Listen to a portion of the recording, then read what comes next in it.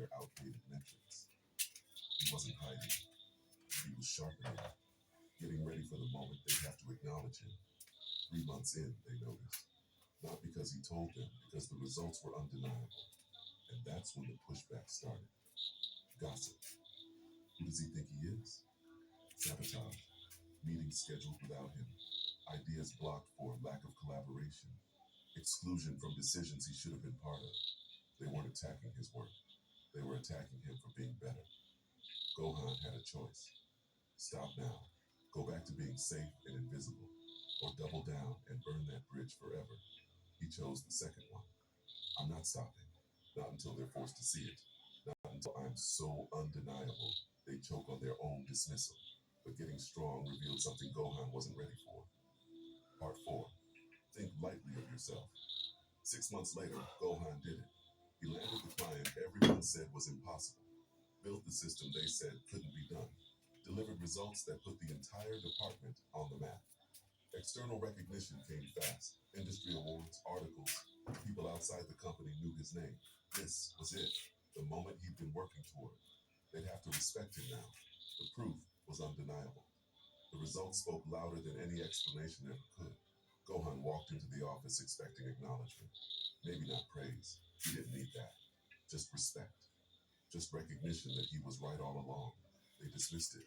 It was a team effort. He got lucky with timing. Anyone could have done that with those resources. They downplayed it, minimized it. Some ignored it completely. Gohan felt something break inside him. I did everything right. I became undeniable. I forced the results. And they still don't see me. He sat with that for days, replaying every moment, every decision, trying to figure out what he missed. Then he went back to Musashi, back to Dokudo. Think lightly of yourself and deeply of the world. And it hit him differently this time. His ego, his need to be seen, to be validated, to force their respect. That was the trap. They were never going to respect him. Not because he wasn't good enough, because they couldn't. Respecting him would mean admitting their own weakness, their own irrelevance, their own fragility. Weak people don't respect strength. They resent it because it reflects back everything they're not. Gohan had been fighting for approval from people who weren't strong enough to give it. He'd been bleeding himself dry for validation that was never coming. And that's when Musashi's final lesson hit him. Part 5. Walk your own path. Musashi spent his entire life as an outcast. No clan, no master, no approval from the samurai establishment that controlled Japan.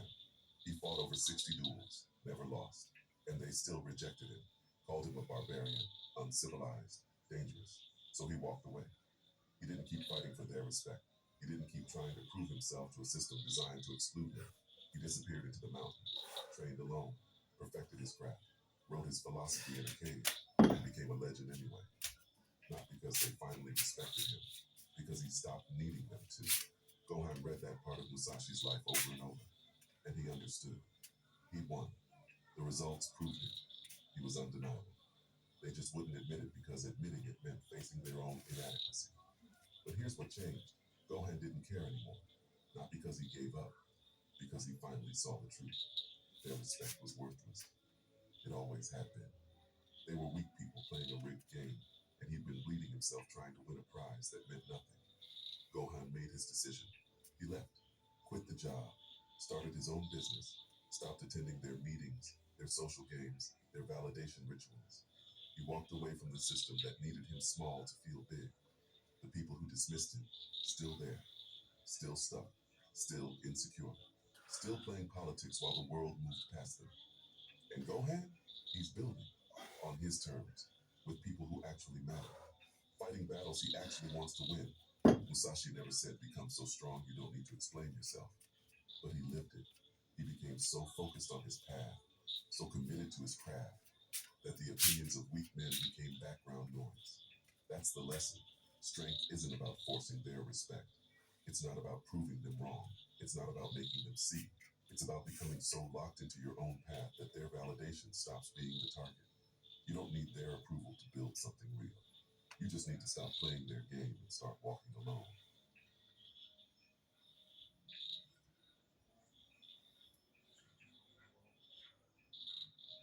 I'm about to show you 7 habits that will completely replace who you are.